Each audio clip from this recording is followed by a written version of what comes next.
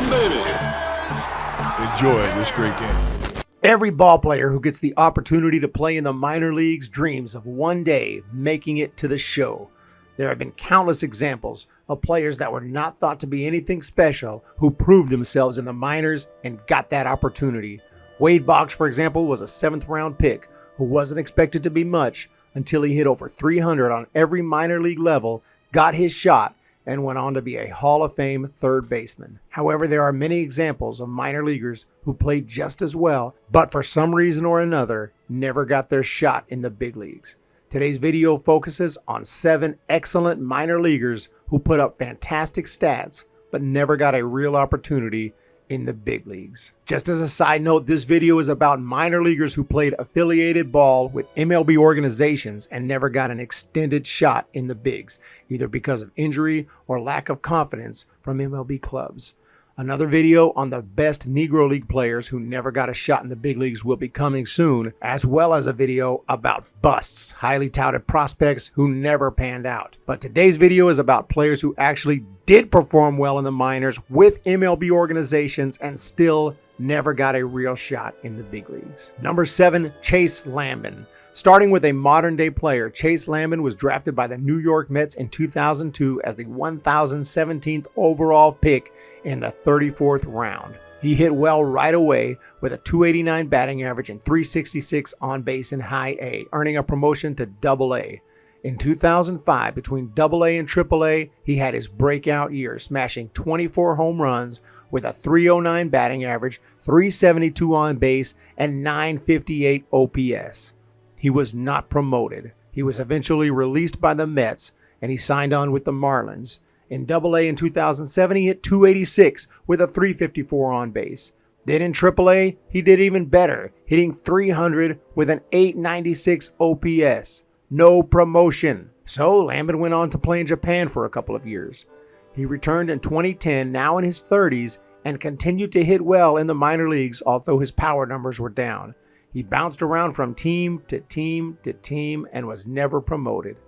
Eventually, he went on to play in the independent leagues and retired after 2014. Number 6, DH Ron Wright.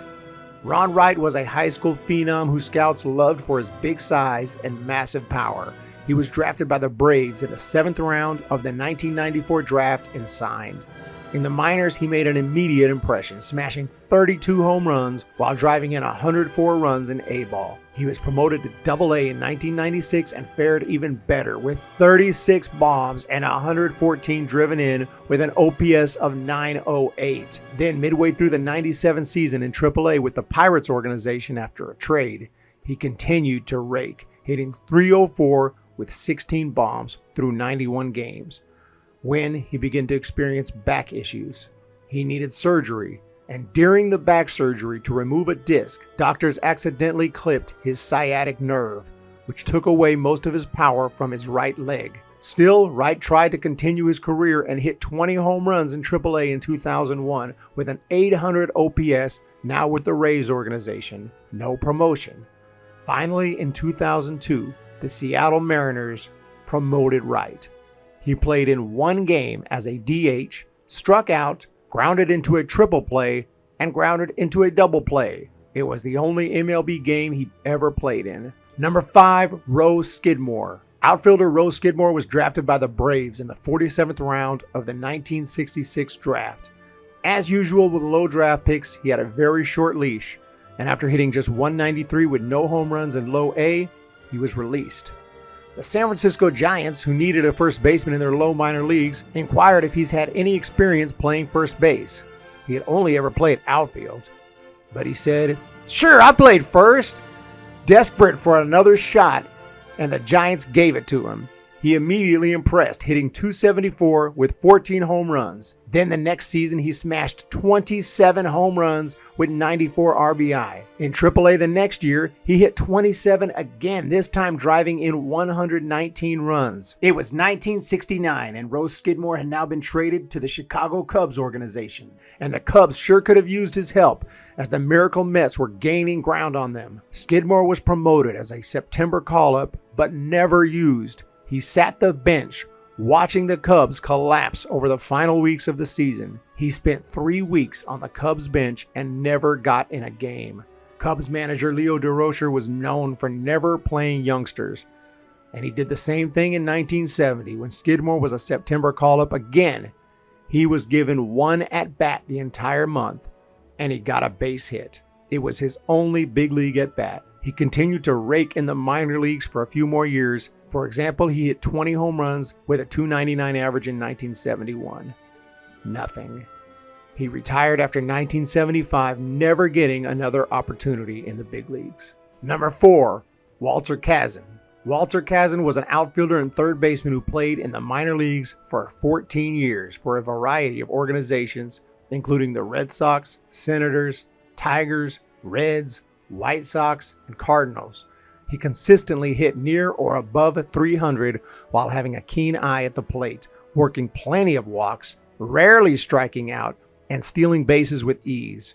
In 1945, in his 14th minor league season and 4th consecutive year with the Syracuse Chiefs, a Reds affiliate, he hit .329 with a .398 on-base percentage and 620 at-bats. He only struck out 48 times and stole an incredible 78 bases. Still, he was never promoted. At this point in his minor league career, he had proven he could play and looked forward to his big league promotion in 1946, which surely was coming. But later that year during the offseason, he was diagnosed with tuberculosis and passed away in 1946, never having played in the majors. He had a minor league career, .296 batting average, and in over 5,000 plate appearances, more walks than strikeouts. Number 3, Mose Solomon. Solomon was a left-handed outfielder with ridiculous power, earning him the nickname the Jewish Babe Ruth. He was born in 1900 and played during the same era as Ruth, an era where home runs were not the norm. But he, like Ruth, didn't care about that and hit them anyway. In 1923, he broke the minor league record for home runs in a season by smashing 49 bombs for the Hutchinson Wheat Shockers. He also hit over 300 nearly every year. Solomon showed power that at that point had only been seen from the Babe himself. Nevertheless, Mose was never given a full opportunity in the big leagues, partially because his fielding was atrocious. He made so many errors in the outfield, one minor league team tried him out at first base. That season, he made 31 errors. Only the New York Giants gave him a small cup of coffee in the big leagues, and he drove in the winning run in walk-off fashion in his debut and went 3 for 8 in his only 8 big league at-bats. Giants manager John McGraw could not deal with his fielding, and he never had another big league at-bat. If Mose played today, he might have an amazing career as a DH. Number 2, Steve Dalkowski Jr. Dalkowski was a left-handed pitcher whose blazing fastball earned him the nickname White Lightning. He pitched before radar guns, but everyone at the time agreed he was easily exceeding 100 miles per hour. At the time, some experts believe he could touch 110 or even 115. He signed with the Orioles out of high school in 1957, and for the Kingsport Orioles, he struck out 121 batters in 62 innings, an insane 17.6 strikeout per 9 ratio. In one particular game, he struck out 24 batters. Problem was, his control was terrible, and he walked even more than he struck out. Facing him was a scary experience. Hall of Famer Ted Williams faced him during a spring training game and said, "Fastest ever. I never want to face him again." By 1962, he had improved, but still walked too many. The Orioles expected to call him up for the '63 season, but he injured his elbow in spring training and was never the same again.